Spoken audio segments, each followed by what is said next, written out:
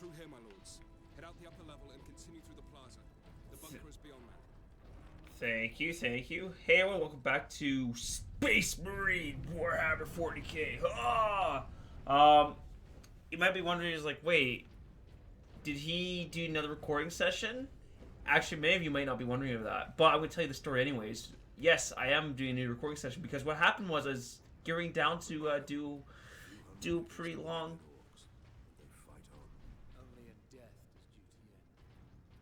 Oh boy. My friends wanted to play some video games. I was like, sure, and that's what we did. I can't feel my legs. I got to see a space marine before the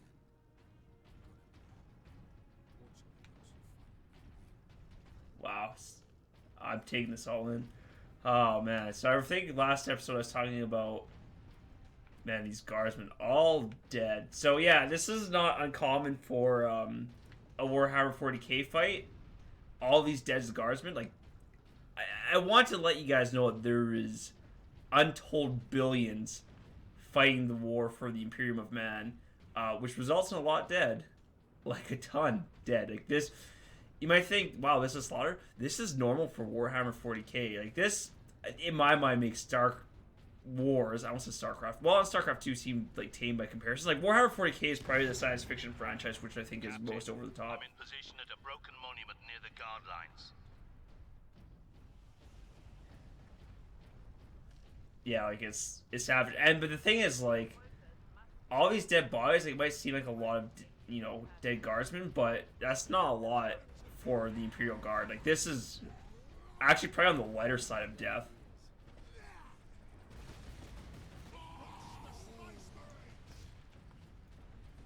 So anyways, we're gonna... Oh. War cutscene.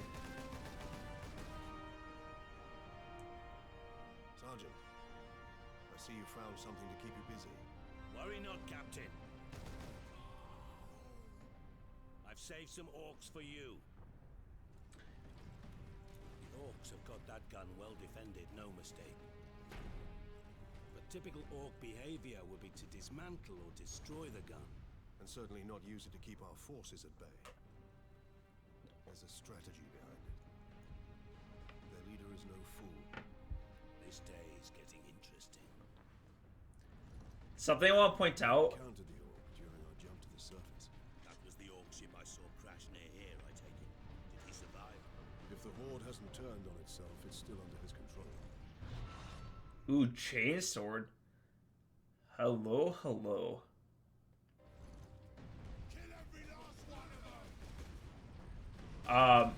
So you may have noticed those gold little studs on the Space Marines' heads. Those represent years of service.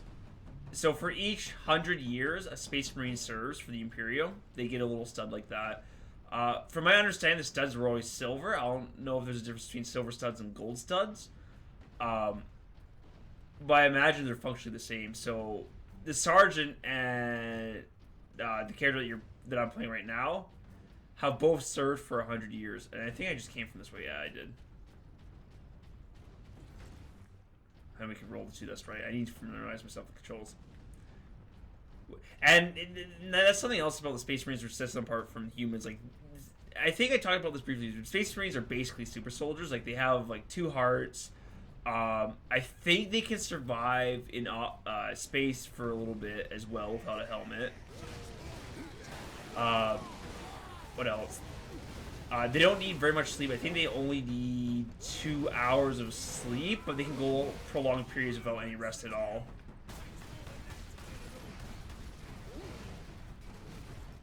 I'm trying to think what else. Oh, and they can I mean, they live much longer than your average human. Both in combat and out of combat. But see, for a Space Marine, they're almost always fighting. Ho ho.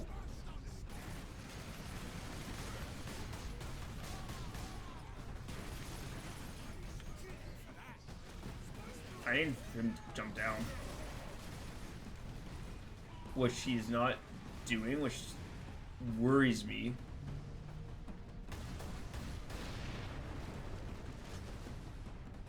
But the thing about Space Marines, like, they don't ever stop fighting. Like a Guardsman, if they survive long enough, which is very unlikely, considering just the nature of being a Guardsman, eventually they'll get, like, old enough that, you know, they can, in theory, retire off to a plot of land or something, like, from a planet that they've captured, but that's very unlikely.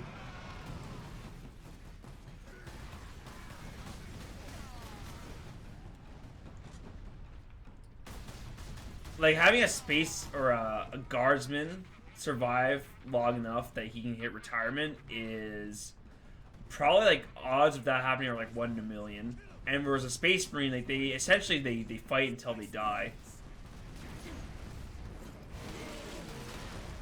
Like they said earlier, only in death does duty end, which for the Space Marines, like, they really do take that seriously. And even for the Guardsmen, a lot of them don't retire anyways due to old age, because when they get old enough, they can either get implants, like cybernetic implants, to keep them going for longer. Ooh, those things were nasty.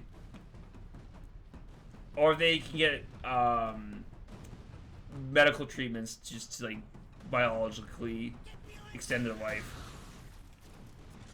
Which, so the healthcare for Warhammer 40k, I guess now that I'm on that topic, is more advanced than what we have in modern society. However, for the common, like, soldiers, like what you see for the Imperial Guard, and like your average citizens, they don't have access to that kind of stuff that, say, Inquisition troops do, or like Space Marines. Oh, that's nasty.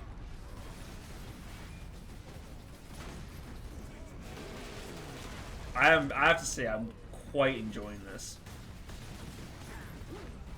So, for an example, if a Guardsman loses an eye, or like a limb, he's probably, like, out of luck. Like, at best, he might get, like, a dinky replacement arm, but, like, it's not, it wouldn't be any good. It'd be, like, worse than something you'd see in, like, Full Metal Alchemist, which, I guess for those of you who don't really know what that is, like, just imagine, like, a plastic replacement arm. Like, that's something you want. Whereas for a Space Marine, if they,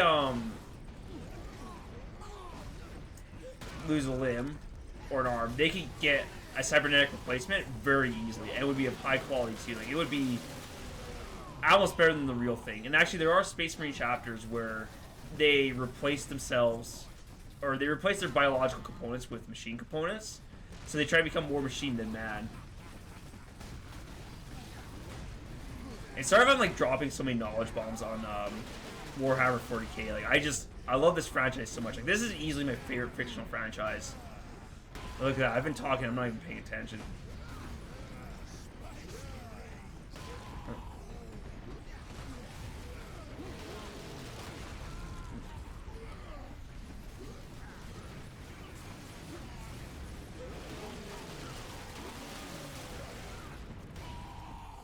We need to get out. Dropship incoming.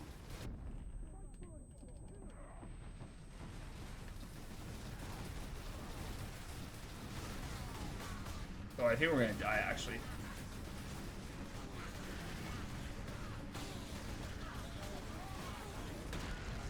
Oh, nope. We're okay. That was too close for comfort, though.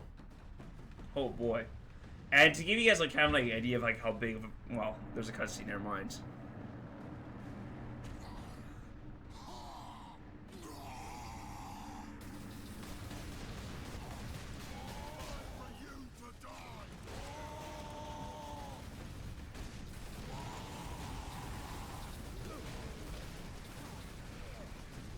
Oh, dear. If a job is worth doing, it is worth dying for. That's awesome. I've read Warhammer 40k books. Dawn of War, like the RTS game, was my first introduction to this franchise. And yeah, I've read a lot of the books, which is where most of my knowledge comes from. And boy, is it interesting stuff. I'm almost wondering if I don't even want to be up here. I mean, it's too late. We're already stuck in the thick of things, so. And I think beyond that, that's all my Warhammer 40k knowledge. I haven't played any of the tabletop games, which they do seem interesting, but they also seem really expensive, which is why I wouldn't want to play them.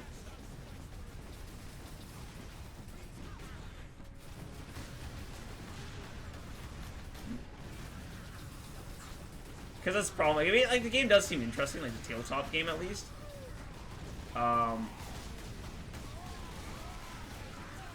But again, like, there's so many things to spend your money on that I'm choosing my hobbies. So I think that's just like the nature of life. There's a lot of things that we can pursue, but I think in some cases we have financial restrictions that prevent us from fully exploring said hobbies. Dropship incoming. All right, let's try this again. And this time we're at full health.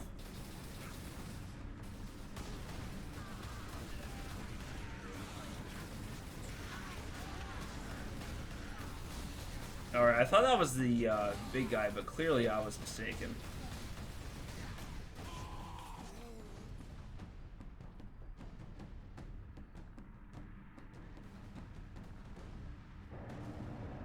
Oh, and here we go.